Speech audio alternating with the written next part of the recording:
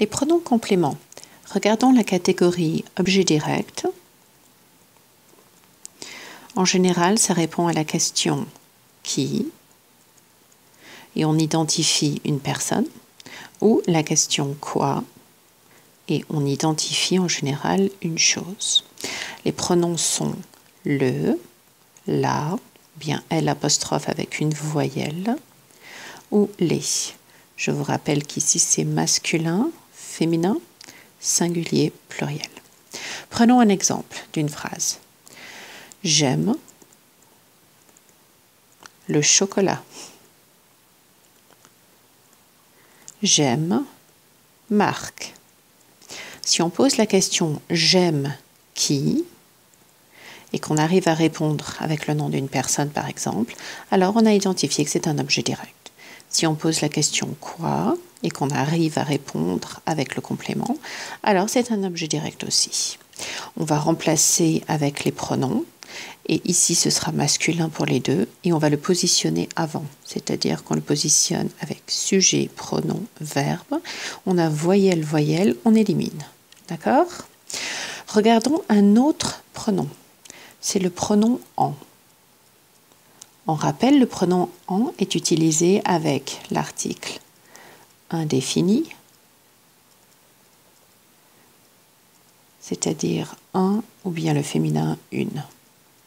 Il est aussi utilisé avec les articles partitifs qui indiquent une quantité, c'est-à-dire du, de, la, de l'apostrophe, si on a la voyelle, et le des. Le système est identique, c'était bien masculin, féminin, singulier, pluriel. Et finalement, nous avons les quantifieurs. Les quantifieurs. C'est-à-dire toutes les expressions qui indiquent une quantité, par exemple, beaucoup, de, trop, de, assez, de, peu, de, etc. D'accord? Vous avez une idée que ça indique une quantité. Donc le pronom en, normalement, est utilisé quand on parle de quantité. Prenons un exemple. Je mange une pomme, du chocolat, ou bien beaucoup de beaucoup de pain, par exemple.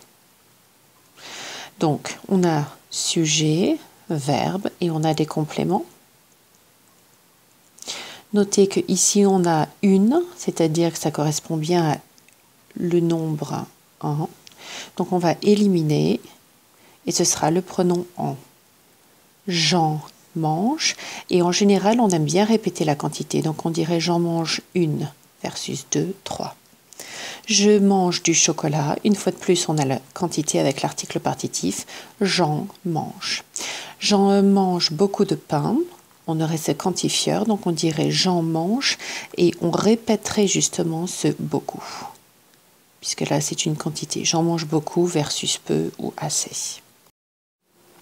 Maintenant, je voudrais regarder un cas spécial des objets directs, quand on utilise en général le verbe être et un adjectif. Exemple, on pourrait dire « Je suis grande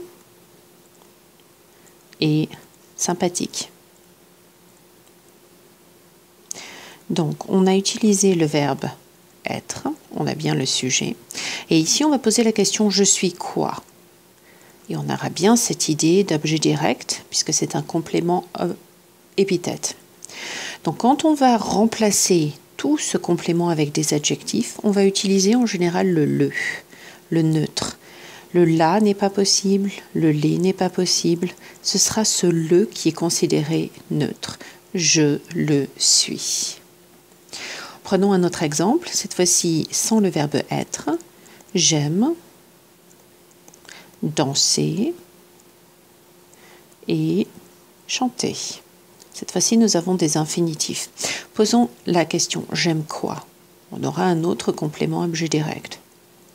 Mais cette fois-ci, ce sont des verbes à l'infinitif. Ici, c'était des adjectifs. Ici, c'était déjà adjectif. Et ici, c'est bien des verbes à l'infinitif. Donc, si on remplace tout ça, la même chose, on va utiliser le qui est considéré neutre. Donc, déjà, on va rajouter un E. Je l'aime. Voyelle, voyelle, on va éliminer. Je l'aime. J'aime quoi? Danser et chanter. Prenons un exercice pour voir comment ça se déroule. Complétez le dialogue entre Monsieur Lopez et Olivier avec les pronoms le, la, les, c'est-à-dire ce sont les pronoms objet direct ou bien le pronom en qu'on utilise en général quand on a une quantité. Alors, phrase. Olivier, donc aussi il faut utiliser le verbe être ou le verbe avoir par rapport à la phrase. Verbe, Olivier, tu as, c'est le verbe une question. Et notons que ici c'est bien une quantité, on vous dit une question. Tu as quoi? Une question. Donc ça va être remplacé par le pronom en, normalement. Réponse, oui. Donc la phrase, ça va être Jean n'est. Et on va répéter la quantité. J'en ai une. On a bien le verbe et on a donc ce pronom en. Et on va répéter la quantité. Oui, j'en ai une. C'était la réponse pour ici.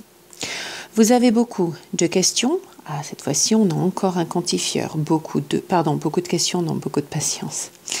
Alors, et on avait utilisé le verbe avoir. Réponse, oui. Donc, ici, c'est le pronom en quand on élimine. J'en, verbe n'ai. Et on va répéter la quantité. J'en ai beaucoup. Notons que nous avons voyelle, voyelle, donc on va éliminer celui-là. Et vous, alors là on va avoir besoin d'un verbe, c'est le verbe être. Et vous êtes très sympa. Notons ici, vous êtes quoi? Sympa, c'est un adjectif. Voyez, donc quand on va le remplacer, ce sera le pronom le. Phrase, en général, oui, je, le, verbe suis. Ici, on a besoin d'un verbe. Avez-vous des soucis? Des soucis, c'est des problèmes. C'est un synonyme. Et on a bien une quantité, c'est l'article partitif. Donc, ça va être le pronom quand on remplace en. Réponse. Pronom. J'en. Verbe n'ai. Et ensuite, on va répéter cette quantité. Quelques-uns, ça veut dire plusieurs. Donc, j'en ai quelques-uns. L'abréviation. Quelques-uns, ça veut dire plusieurs. D'accord? C'est un équivalent. Et toi, tu, donc là, on va avoir besoin du verbe. Tu es inquiet, c'est un adjectif. Donc, quand on va le remplacer, ça va être le pour le neutre. Réponds oui, je, le, verbe suis. Parce que mon père, verbe, est malade, est très malade. Une fois de plus, on a le verbe être. On va avoir un adjectif. Quand on va éliminer, ça va être le pronom le. Réponse, je sais qu'il. Donc, normalement, le est le verbe. On se retrouve avec l'apostrophe. Oui, je sais qu'il l'est. Verbe, tu as peur? C'est tout à fait normal.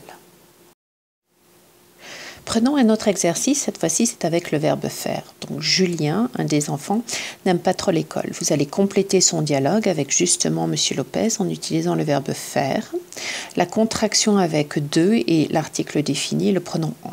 Donc c'est exactement la même chose que l'activité précédente. Monsieur, pourquoi? Alors, verbe, faisons. Pourquoi faisons-nous? Et ici, on a le pluriel, donc quantité non spécifique des devoirs. Ici, quand on va remplacer, ça va bien être le pronom en. Réponse, vous, pronom en, verbe faites. Vous en faites pour apprendre des choses. Et les dictées, pourquoi? Verbe faisons-nous. Faisons-nous, une fois de plus, c'est pluriel, quantité non spécifique de dictée, l'article partitif. Pourquoi faisons-nous des dictées?